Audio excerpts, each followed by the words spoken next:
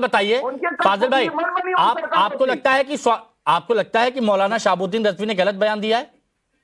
देखिए मानसू भाई, मुगलों के जमाने में नहीं, मैं आपसे पूछ रहा हूं, मौलाना शहाबुद्दीन रजवी ने गलत बोला है, मानते हैं आप, एडमिट करते हैं?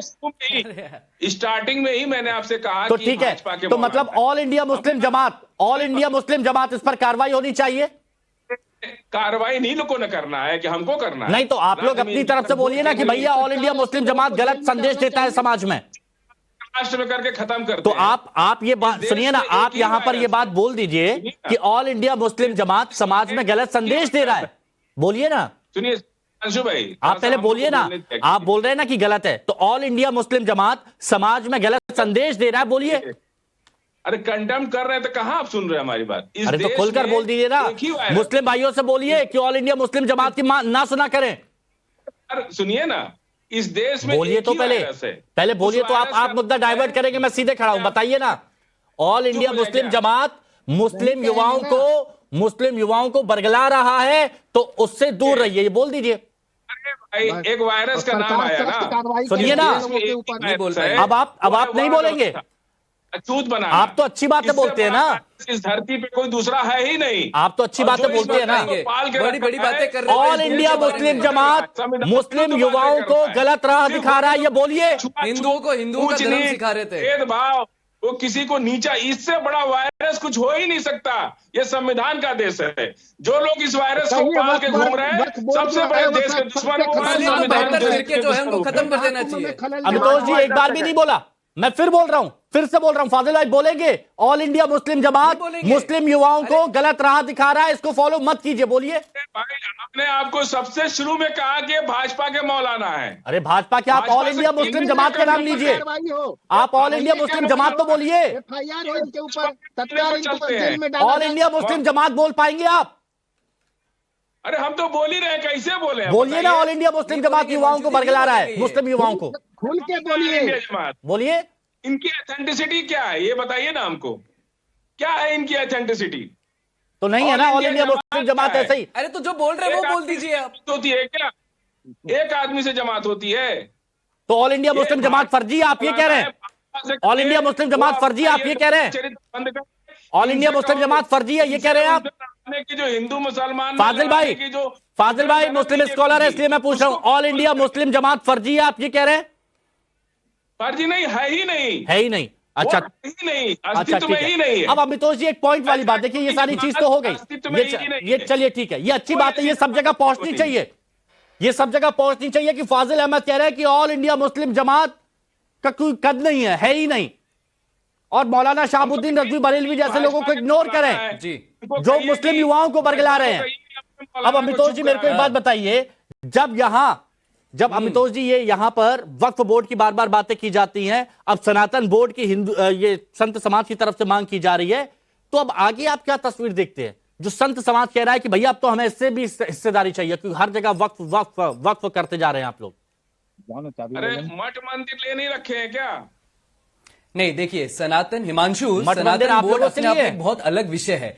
वक्फ के अंदर में जब पाकिस्तान और बांग्लादेश यहां से चले गए थे, तो भारत के सेक्युलर देश के अंदर में वक्फ को ला दिया गया, प्लेसेस ऑफ वर्शिप एक्ट को ला दिया गया, Hindu religious charitable endowment act ला दिए गए। ये सारे एक्ट सेक्युलर नहीं है, ये सारे एक्ट रेडिकल है। क्यों रेडिकल है? कि सारे हिंदुओं को टारगेट करते हुए, वक्फ जमीन है तो हिंदुओं की जमीन ले लो, प्लेसेस ऑफ वर्शिप एक्ट तो हिंदुओं को पूजा का अधिकार ले लो, Hindu religious charitable endowment act तो मंदिरों को सरकार के नियंत्रण में ले लो।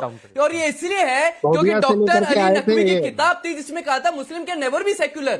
और एक और पूछते हैं, एक और सवाल मैं हिमांशु आपके माध्यम से पूछ लेता हूं, जब बड़ी बड़ी वक्फ की बात कर रहे हो, सैयद जमात से डायरेक्ट पूछ रहा हूं मैं। प्रीवी काउंसिल ने 1891 में, डेट भी बता रहा हूं, 24 फरवरी 1891 में एक जजमेंट दिया था, कहा Waqf is a bad act, it's a worst act, it's not required. तो क्यों ये आज ये बातें बोल रहे हैं? बोल दीजिए वक्फ की जमीन नहीं है कुंभ मेला, ये भारत की जमीन है, ये सरकार की जमीन है। लेकिन नहीं, ये नहीं बोलेंगे, जमात को बुरा नहीं बोलेंगे, ये नहीं बोलेंगे वक्फ की जमीन है। लेकिन ठीक है सैयद जवाद भाई, कन्वर्जन के विषय ले आएंगे, पोस्टर के लिए आएंगे, वक्फ सीधे आपसे सवाल है, सीधे आप ही जवाब दे दीजिए प्लीज।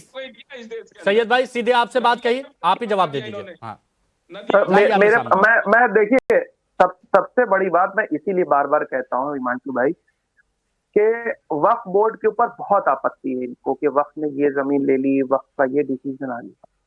अमितोष पारिक और इनकी पार्टी या इनका दल या इनसे जुड़े हुए लोग, आज जो हमारी जमीन चाइना ने कब्जा करी है, एक अल्फाज मुंह पे नहीं निकलता, इन लोग एक अल्फाज नहीं निकलता।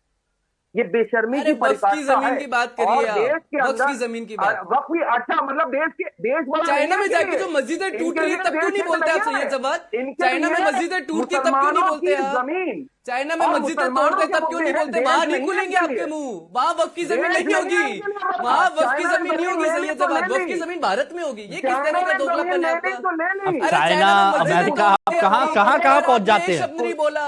अरे चाइना में कहाँ मस्जिदें पहुंच तोड़ जाते हैं? दी, देश का कहाँ जा रहे हैं, कहाँ जा रहे हैं? रास्ता बड़ी है। एक सेकंड तो मैं भी चाइना में पूछ रहा हूं मस्जिदें तोड़ रही है, आपका वहां मजहब अरे नहीं है क्या? सुन तो वहां लीजिए, मजहब नहीं अरे है? सुन तो लीजिए।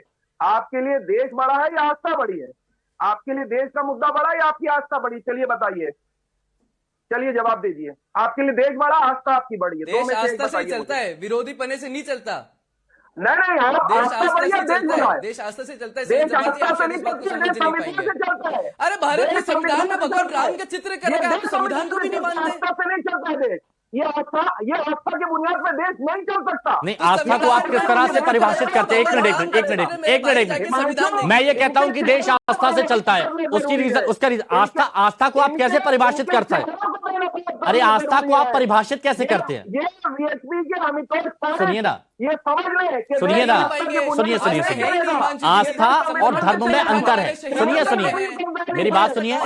अरे गलत हो रहा है सैयद जवाद भाई, बात हुई। अब सुनिए, आपने कहा कि देश आस्था से नहीं चलता, मैं कहता हूं कि देश आस्था से चलता। उसकी एक वजह मैं आपको बताता हूं। आस्था और धर्म में अंतर है। आस्था होना मतलब विश्वास होना। अरे चाइना को चाइना ने जमीन ले ली। सैयद जवाद भाई सुनिए। आस्था और धर्म में अंतर होता है। आस्था और धर्म में अंतर होता है ना? आप गलत तरीके से आस्था को परिभाषित कर रहे हैं। आप गलत तरीके से परिभाषित कर रहे हैं और आपने बखूबी मुद्दे को डाइवर्ट करने की कोशिश भी की। आपने बखूबी मुद्दे को डाइवर्ट करने की कोशिश भी की। आपने क्या यहां पर एक बार भी यह बात बोली कि बार बार वक्फ के नाम पर ये वक्फ का, वो वक्फ का, ये सब कब्जे करने की जो बात कही जाती है गलत है? बताइए ना। आज सैयद जवाद को क्या हो गया हिमांशु जी? नहीं कहते हैं क्योंकि ये जन संविधान इसलिए नहीं, मेरे भाई, नहीं, हर जगह सैयद भाई, हर जगह जो ये कहा जाता है ये वक्फ का, वो वक्फ का, ये भी वक्फ का, ये भी वक्फ का, ये गलत है कि नहीं है? ये वक्फ के नाम पर जो अंधेरगर्दी चलती है ये गलत है कि नहीं है? तो ये आस्थाएं हैं। इसका जवाब नहीं देंगे। सुनिए हिमांशु, इसका जवाब आप नहीं देंगे। वक्फ के नाम पर अंधेरगर्दी चलती है कि नहीं चलती है, ये बताइए, प्लीज बताइए।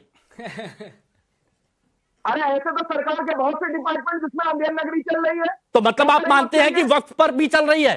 मानते हैं ना? अरे सरकार के अंदर चल रही है। अरे तो वक्फ पे मानते हैं कि नहीं आप? जब आप गलत को गलत बोलते हैं, सुनिए ना, जब आप गलत को गलत बोलते हैं तो खुलकर बोला करिए। वो गलत बोल रही है। अच्छा सुनिए, बहुत से साधु वक्फ बोर्ड को ही खत्म कर दिया जाए। बहुत से साधु संतों को लगे नहीं लगे, आसाराम पे लगे, राम रहीम पे लगे। नहीं, बिल्कुल। और जो कसूरवार है वो जेल में है ना, जो कसूरवार है वो जेल में है ना। आप यहां पर सुनिए ना, आप यहां पर नहीं, जो वक्फ के नाम पर जो अंधेरगर्दी चलती है उस पर नहीं बोल पा रहे। देश में नहीं है। जाकिर नाइक भगोड़ा जो है उसके ऊपर भी तो बोलो।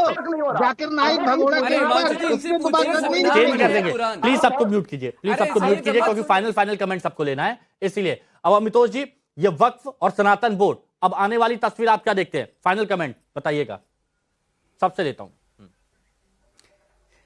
हिमांशु जी, मैं एक ही तस्वीर देखता, वो है अहम राष्ट्रीय भिर्वगो निजो भूयासुत्तम, let me be the best cause for the nation development, Atharva Veda.